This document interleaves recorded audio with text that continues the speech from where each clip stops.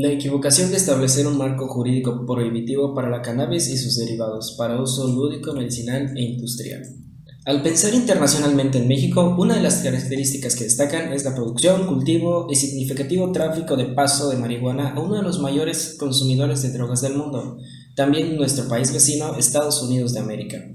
lo que coloca a nuestra nación como uno de los países mayores exportadores de esta planta del mundo, junto a Colombia, Afganistán y diversos países que de igual y en cierta medida peor que el nuestro están inmersos en conflictos internos que provocan grandes daños a la población civil, como en cualquier guerra. El marco prohibicionista ha traído consecuencias que se han dado a relucir de una década y un poco más al presente, al impulsar el Estado políticas de seguridad nacional inhumanizadoras. En el 2006, el entonces presidente Felipe Calderón Hinojosa impulsa políticas de seguridad nacional de índole ofensiva, declarando así una guerra contra el tráfico de drogas, lo cual ha traído como consecuencia cientos de miles de muertes tanto de sicarios como de agentes policíacos, militares y civiles, tanto como un retroceso económico relevante a nivel federal y ha asediado notablemente toda actividad en la sociedad mexicana. Es de notar que la política prohibicionista ha sido rebasada por el crimen organizado y se han aprovechado de esto para lucrar con mucho éxito con su comercialización. Por esto, diversas asociaciones públicas y privadas han propuesto políticas públicas menos abruptas, adecuadas a nuestra realidad social. El cáñamo, desde la temprana Nueva España, a petición de Hernán Cortés, fue traído para despegar la economía de la región. El rey autorizó el cultivo en toda la región de las Indias Occidentales y se les instruyó a los indígenas en los métodos de cultivo y tratamiento para la fabricación de velas, madera de barcos y carabelas, con las que el Imperio Español se convertía en la primera potencia del mundo moderno, ya que reconocía el valor de esta fibra vegetal. El fray Juan de Zumárraga consideró que les haría falta a los indígenas el cáñamo para sentirse bien y que pagarían así los tributos a la iglesia y los caciques. Así se les enseñó el uso medicinal y ritual que en África ancestralmente se practicaba. No funcionó para controlarles. Inició así como un remedio espiritual para enfermedades conocidas como analgésico y se incluyó en el folclore indígena por motivos rituales y medicinales. Al notar que no solo se utilizaba para fabricar velas, se comenzó a limitar el cultivo. En este tiempo se popularizó con el nombre de María o marihuana y se continuó cultivando de manera muy discreta. Estaba ya incluida en el folclore bastante tiempo atrás. El uso recreativo comenzó a notarse cuando la clase social baja, denominada en los estratos de la colonia como léperos, se reunían a consumirla para sobrellevar las penas de la situación. Al estallar la revolución y en la independencia, las adelitas utilizaban variedad de hierbas, entre ellas la marihuana, para realizar curaciones a los combatientes. A mediados del siglo XIX, en el México independiente y caótico, en medios de comunicación se demonizaba gradualmente la figura del marihuano, ya que era asociada a la clase baja de la sociedad, que era considerada peligrosa por mero estigma. Se empezaron a propagar mitos acerca de que su consumo llevaba a la locura, a cometer crímenes y que era un auténtico mal hábito. Y se intentó su prohibición en un par de entidades federativas, a las que se opuso el dictador López de Santa Anna. A pesar de esto, poco después, a finales del siglo XIX, son los poetas modernistas quienes experimentan con diversas drogas y los consumidores de cannabis más populares pasan a ser figuras de cierto renombre y ciudadanos de clase media urbana que compraban sin mayor control extractos de cannabis. Sin tardar mucho, circa 1915, al tomar el poder el movimiento carrancista, estableció la prohibición sobre el comercio y cultivo de cannabis, con la intención de evitar la degeneración de la raza,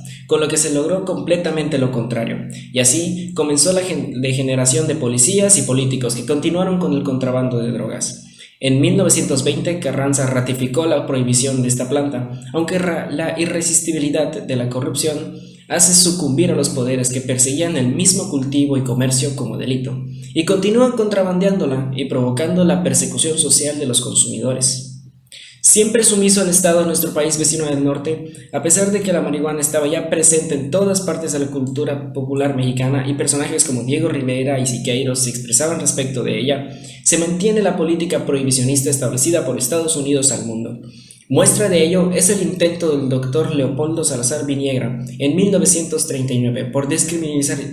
su consumo y tratar a los adictos como enfermos y no como delincuentes. Con esto, en 1940, el presidente Cárdenas emitió un decreto del Departamento de Salubridad Pública, en el que se despenalizaba el uso de toda droga y estableció tolerancia para tratar a los toxicómanos como enfermos en lugar de criminales, siendo el Estado el que controlaba los tratamientos de estos, lo que hizo decrecer grandemente el contrabando de estas sustancias. Tolerancia que duró poco menos de 6 meses, ya que debido a presiones de Estados Unidos se restableció la prohibición. Inclusive en el 47, el control de sustancias se decretó que pasara a manos de la Procuraduría General de la República. Con esto se elevaron las penas para los delitos contra la salud y así terminaron de ser criminalizados los consumidores y vendedores de cannabis.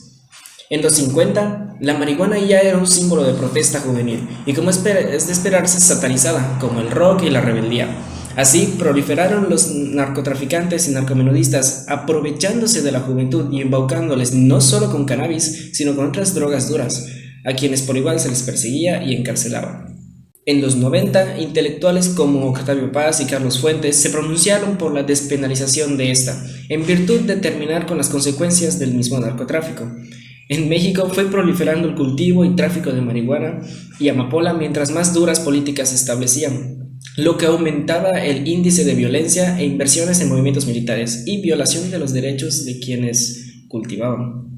Fueron surgiendo cada vez más organizadamente así grupos de contrabando que mueven drogas por todo el territorio nacional, controlan el mercado de drogas ilegales y establecen comercio con consumidores de los Estados Unidos, denominados cárteles. Desde los 80, al principio, un par bien comunicado, mas con el paso del tiempo estas organizaciones se fueron fragmentando y ocupando distintos territorios, lo que provocó disputas por controlar distintos territorios por la facilidad de moverse por la nación. Se agrava el problema de violencia, sangre y balaceras entre estos cárteles por todos los rincones de México, lo que supone un problema grave para la seguridad de los ciudadanos, aunque no fueren consumidores de drogas, ya que estas organizaciones se valen de la extorsión, secuestro y demás conductas delictivas para llevar a cabo correctamente sus negocios. Al intensificarse cada vez más los conflictos entre estas organizaciones delictivas, aplican políticas más represivas sobre narcomenudistas y consumidores para que de esta manera cazar a los altos mandos de ello. Aunque en diferentes estratos del gobierno, en secretarías contra el narcotráfico, se hallaban nexos de políticos con el narco a cambio de comisiones o favores, incluso permitían el paso de drogas. Al ver inefectivas estas medidas,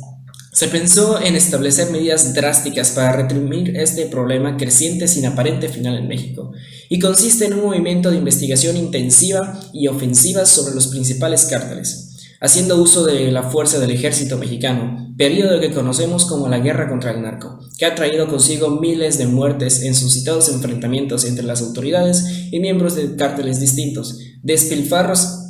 financieros en movimientos militares, y una persecución intensiva a jóvenes y consumidores. Es reflexivo el hecho de que mientras más sicarios se anuncian en las noticias y más golpes al narcotráfico se hace alusión, el problema se engrandece, aumentan las balaceras y los índices de producción y tráfico de drogas no disminuye en lo más mínimo.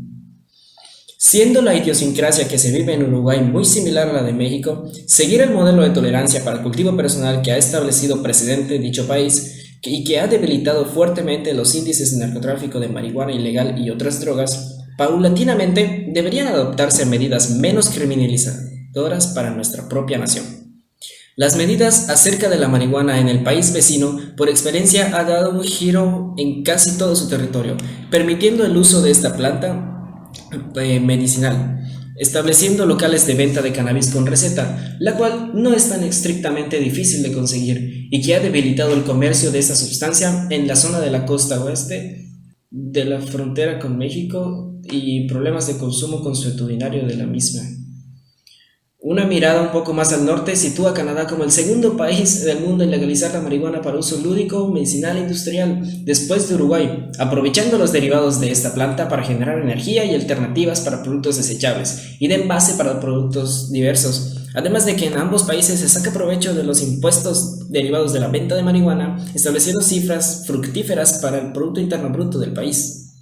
En México mismo, durante 1940, el presidente Lázaro Cárdenas estableció una política de tolerancia de todas las drogas como heroína, cocaína, morfina, marihuana, etc., basado en las publicaciones de Leopoldo Salazar Viniegra de un año anterior sobre sus estudios al ser director de hospitales mentales, en los que esclareció que no había relación directa entre la drogadicción y la criminalidad de los sujetos. Más bien, es debido a la dificultad económica para conseguir drogas los que les lleva a cometer los crímenes.